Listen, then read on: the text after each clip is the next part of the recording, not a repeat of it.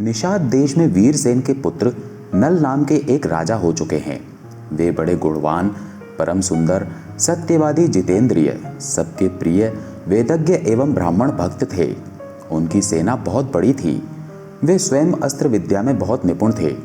वे वीर योद्धा, उदार और प्रबल पराक्रमी भी थे। उन्हें जुआ खेलने का भी कुछ कुछ शौक था। उन्हीं दिनों विदर्भ देश में भीम नाम के एक राजा राज्य करते थे। वे भी नल के ही समान सर्वगुण संपन्न और पराक्रमी थे। उन्होंने दमन ऋषि को प्रसन्न करके उनके वरदान से 4 संतानें प्राप्त की थी, 3 पुत्र और 1 कन्या। पुत्रों के नाम थे दम, दांत और दमन। पुत्री का नाम था दमयंती। दमयंती लक्ष्मी के समान रूपवती थी। उसके नेत्र विशाल थे। देवताओं और यक्षों में भी वैसी सुंदरी कन्या कहीं देखने में नहीं आती थी। उन दिनों कितने ही लोग विदर्भ देश से निषाद देश में आते और राजा नल के सामने दमयंती के रूप और गुण का बखान करते। निषाद देश से विदर्भ में जाने वाले भी दमयंती के सामने राजा नल के रूप, गुण और पवित्र चरित्र का वर्णन करते। इस प्रकार दोनों के हृदय में पारस्परिक अनुराग अंकुरित हो गया। एक दिन राजा नल ने अपने महल के उद्यान में कुछ हंसों को देखा। उन्होंने एक हंस को पकड़ लिया। हंस ने कहा, आप मुझे छोड़ दीजिए तो हम लोग दमयंती के पास जाकर आपके गुणों का ऐसा वर्णन करेंगे कि वो आपको अवश्य वर लेगी। नल ने हंस को छोड़ दिया। वे सब उड़कर विदर्भ देश में गए। दमयंती हंसों को देखकर बहुत प्रसन्न हुई और हंसों को पकड़ने के लिए उनकी ओर दौड़ने लगी। दमयंती जिस हंस को पकड़ने के लिए दौड़ती, वही बोल उठता कि अरे दमयंती, निषाद देश में एक नल नाम का राजा है। वो अश्वनी कुमार के समान सुंदर है। मनुष्यों में उसके समान सुंदर और कोई नहीं है। वो मानो मूर्तिमान कामदेव है। यदि तुम उसकी पत्नी हो जाओ तो तुम्हारा जन्म और रूप दोनों सफल हो जाएं। हम लोगों ने देवता, गंधर्व, मनुष्य, सर्प और राक्षसों को घूम घूम कर देखा है। नल के समान कहीं सुंदर पुरुष देखने में नहीं आया।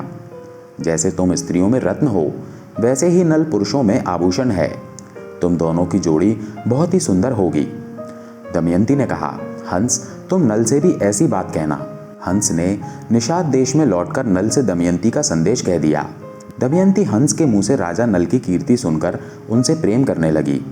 उसकी आसक्ति इतनी बढ़ गई कि वो रात दिन उनका ही ध्यान करती रहती। शरीर धूमिल और दुबला हो गया। वो दीन सी दिखने लगी। सखियों ने दमयंती के हृदय का भाव ताड़कर विदर्भ राज से निवेदन किया कि आपकी पुत्री अस्वस्थ हो गई है। राजा भीम ने अपनी पुत्री के संबंध में बड़ा विचार किया। अंत में वो इस निर्णय पर पहुंचे कि मेरी पुत्री विवाह योग्य हो गई है, इसलिए इसका स्वयंवर कर देना चाहिए।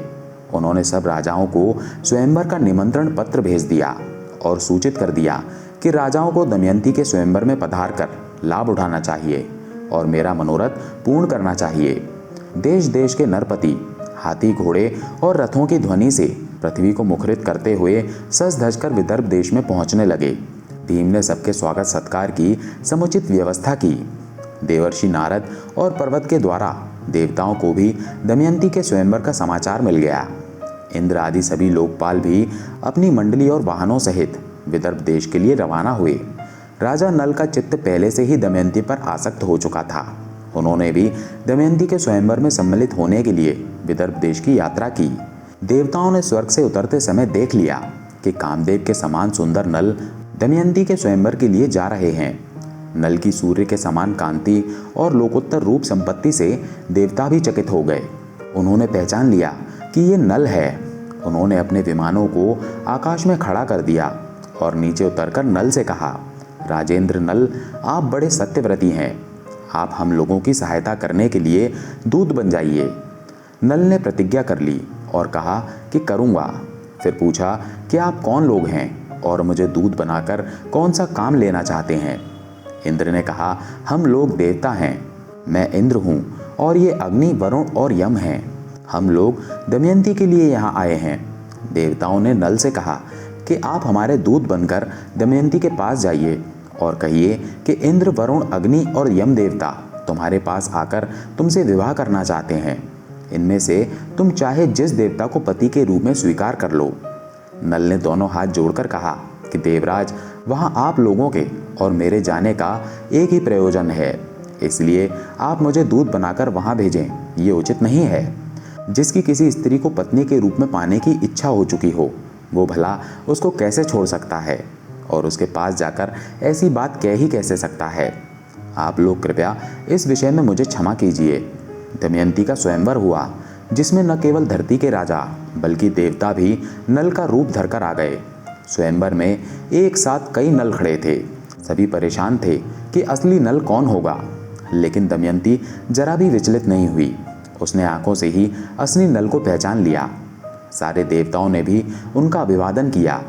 इस तरह आंखों में झलकते भावों से ही दमयंती ने असली नल को पहचान कर अपना जीवन साथी चुन लिया। नव दंपत्ति को देवताओं का आशीर्वाद प्राप्त हुआ। दमयंती निषाद नरेश राजा नल की महारानी बनी। दोनों बड़े सुख से समय बिताने लगे। दमयंती पतिव्रताओं में शिरोमणि थी। अभिमान तो उसे कभी छू भी ना सकता था। समय अनुसार दमयंती के गर्भ से एक पुत्र और एक कन्या का जन्म हुआ। दोनों बच्चे माता पिता के अनुरूप ही सुंदर रूप और गुण से संपन्न थे। समय सदा एक सा नहीं रहता, दुख सुख का चक्र निरंतर चलता ही रहता है। वैसे तो महाराज नल गुणवान, धर्मात्मा तथा पुण्यश्लोक थे, किंतु उनमें एक दोष था, जुए का व्यसन। नल के एक भाई का नाम पुष्कर था। वो नल से अलग रहता था। उसने उन्हें जुए के लिए आमंत्रित किया। खेल आरंभ हुआ। भाग्य प्रतिकूल था। नल हारने लगे।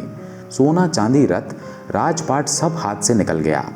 महारानी दमयंती ने प्रतिकूल समय जानकर अपने दोनों बच्चों को विदर्भ देश की राजधानी कुंडिनपुर भेज दिया।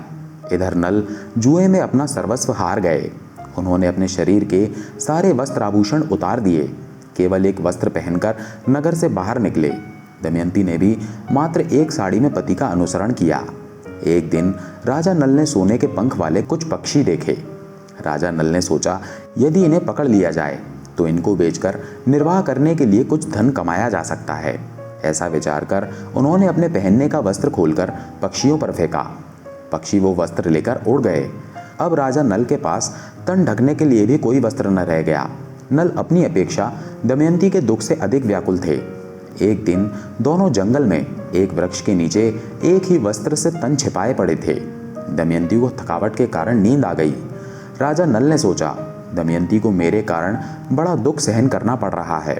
यदि मैं इसे इसी अवस्था में यहीं छोड़कर चल दूं, तो ये किसी तरह अपने पिता के पास पहुंच जाएगी। ये विचार कर उन्होंने तलवार से उसकी आधी साड़ी को काट लिया और उसी से अपना तन ढककर तथा दमयंती को उसी अवस्था में छोड़कर वे चल दिए। जब दमयंती की नींद टूटी तो बेचारी अपने को अकेला पाकर करुण विलाप करने लगी। भूख और प्यास से व्याकुल होकर वो अचानक अजगर के पास चली गई और अजगर उसे निगलने लगा। दमयंती की चीख सुनकर एक व्याध ने उसे अजगर का ग्रास होने से बचाया, किंतु व्याध स्वभाव से दुष्ट था। उसने दमयंती के सौंदर्य पर मुग्ध होकर उसे अपनी काम पिपासा का शिकार बनाना चाहा। दमयंती उसे श्राप देते हुए बोली, यदि मैंने अपने पति राजा नल को छोड़कर किसी अन्य पुरुष का कभी चिंतन न किया हो तो इस पापी व्याध के जीवन का अभी अंत हो जाए। दमयंती की बात पूरी होते ही व्याध मृत्यु को प्राप्त हुआ। देवयोग से भटकते हुए दमयंती एक दिन चेदी नरेश सुबाहु के पास और उसके बाद अपने पिता के पास पहुंच गई। अंततः दमयंती के सतीत्व के प्रभाव से एक दिन महाराज नल के दुखों का भी अंत हुआ। दोनों का पुनर्मिलन हुआ और राजा नल को उनका राज्य भी वापस मिल गया।